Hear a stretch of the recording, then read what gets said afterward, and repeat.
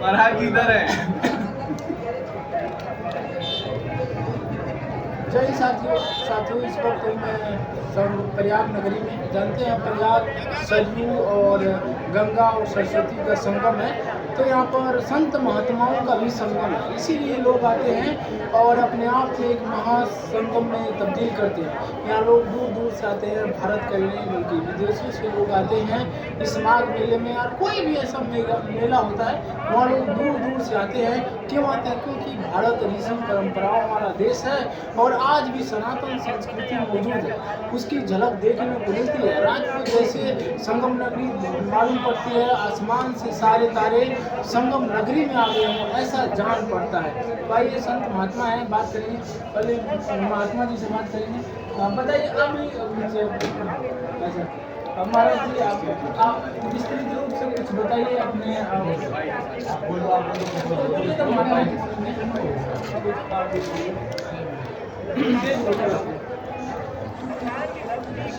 माघ मकर गति रवि जब होई, तीरथ पति आवन सब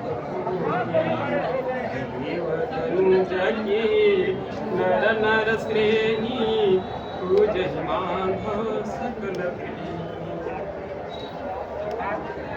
माघ मकर गति जब माघ का महीना जब होता है तो हर साल यहाँ पे सभी साधु महात्मा देव सब यहाँ पे एक महीना आकर गंगा त्रिवेणी में स्नान करते हैं और अच्छे भगवान के दर्शन करते हैं। और पूरे महीना यहाँ पे रह करके सभी साधु महात्मा प्रसंग वचन करते हैं और महीने भर सब जय श्री राम।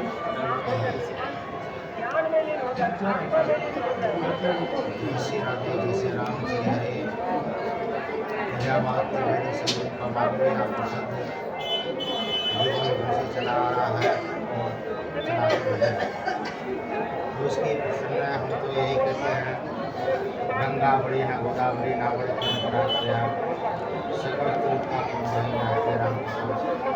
प्रयागराज जो है तीर्थों के राजा, तीर्थ जहाँ राज प्रयाग होता है वहाँ संगम होता ही है। और जो संगम का खान है इसमें तो साधु महात्माओं का संगम, गंगा जमुना का संगम, त्रिवेणी संगम, माधव संगम, पता नहीं और कितने संगम। इसका तो जितना जो अभ्यास करेगा उतने ही संगम उसको पाए।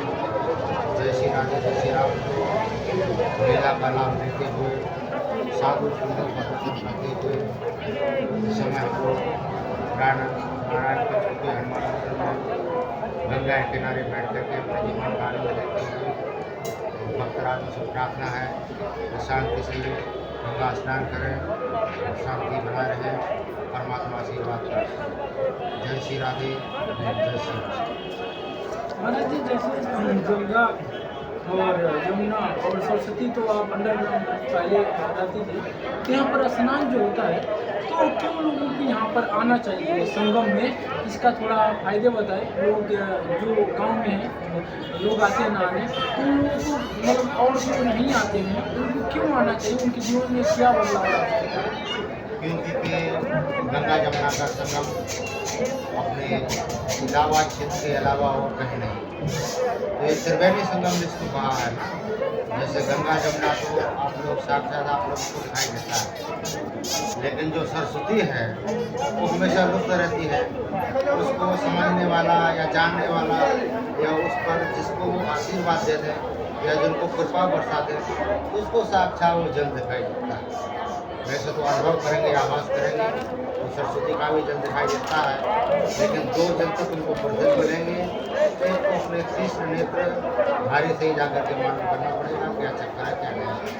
तो गंगा जमुना का संगम अटूट संगम बताया गया है। इसका लाभ इसलिए है ये गंगा जमुना का संगम और कहीं नहीं है, इसलिए इसका लाभ महत्व और ज़्यादा है। गृहस्थी को और लाभ रहता है।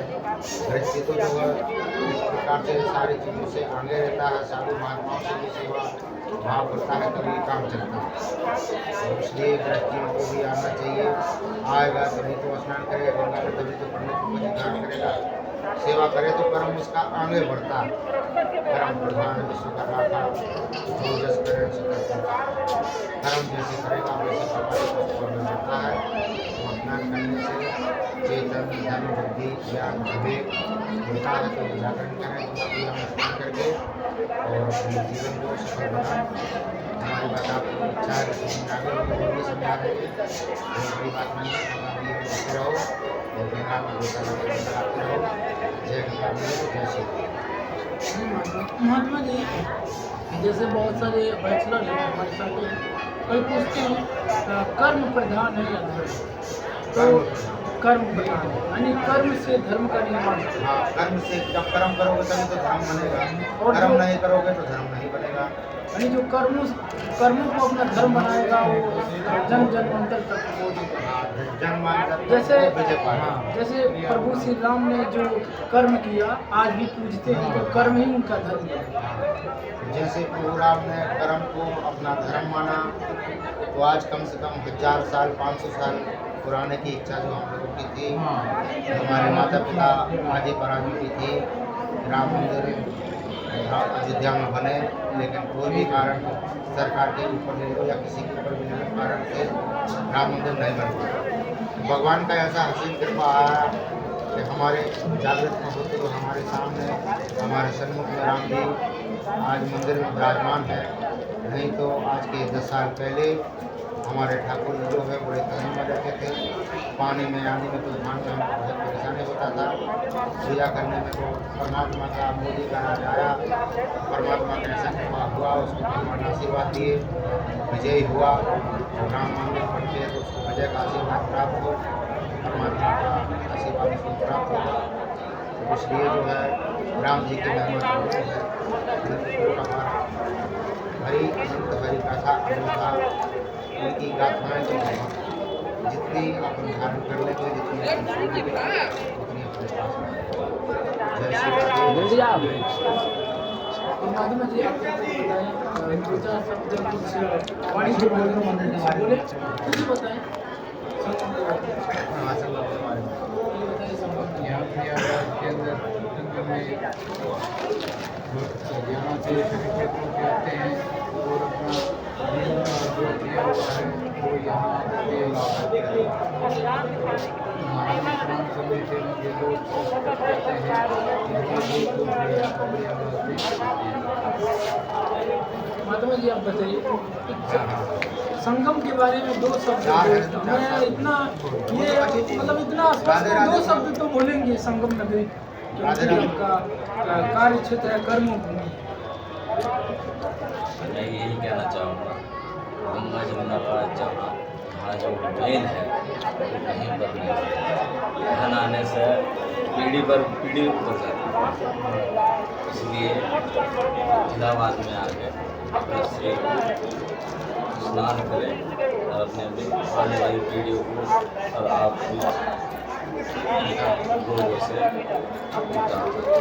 जय श्री राम। आप बताइए कुछ संगम के बारे में बताइए, संगम नगरी है इसके बारे में संगम मंदिर के बारे